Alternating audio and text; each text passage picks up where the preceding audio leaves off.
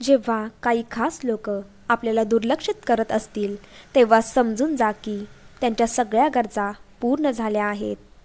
योग्य ठिकाणी मिळालेली अयोग्य वागणूक माणसाला त्याच्या विचाराचे आणि जीवनाचे प्रवाह बदलण्यास भाग पाडतात.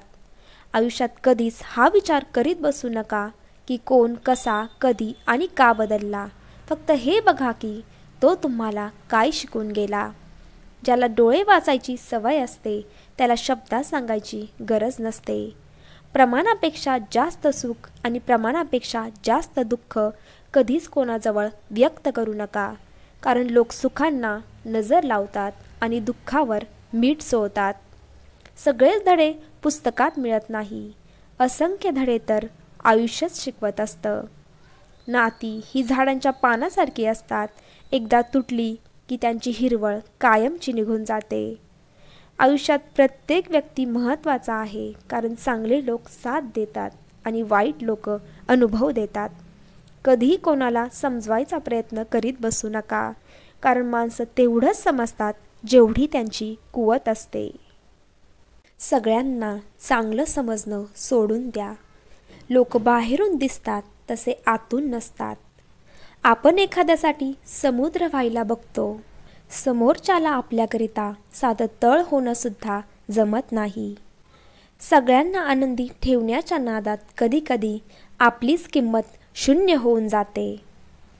प्रत्येकाला तुमची जखम दाखवू नका कारण प्रत्येकाच्या घरात औषध नसतं पण मीठ मात्र नक्कीच असतं. नात्यांची शिलाई जर भावनांनी झाली असेल तर तुटणे अवघड आहे आणि जर स्वार्थाने झाली असेल तर टिकणे अवघड आहे. प्रत्येक माणूस हा त्याच्या जागी योग्यच असतो. अयोग्य असते ती परिस्थिती आणि परिस्थितीमुळे बदलते ती मनस्थिती. कधीकधी सहन करण्यापेक्षा सोडून देणंच योग्य असतं. वेदना कधीच कमी होत नाहीत पण त्यांना सहन करण्याची सवय होऊन जाते. जे हरवले आहेत ते शोधून पुन्हा सापडू शकतात पण जे बदलले आहेत ते कधीच सापडू शकत नाहीत. नशिबाचं आणि मनाचं कधीच जुळत नाही कारण जे मनात असतं ते नशिबात नसतं. आयुष्यात माणसांनी सुद्धा वेळेसारखं राहायला हवं. ज्यांना आपली कदर नाही त्यांना परत भेटायचं नाही.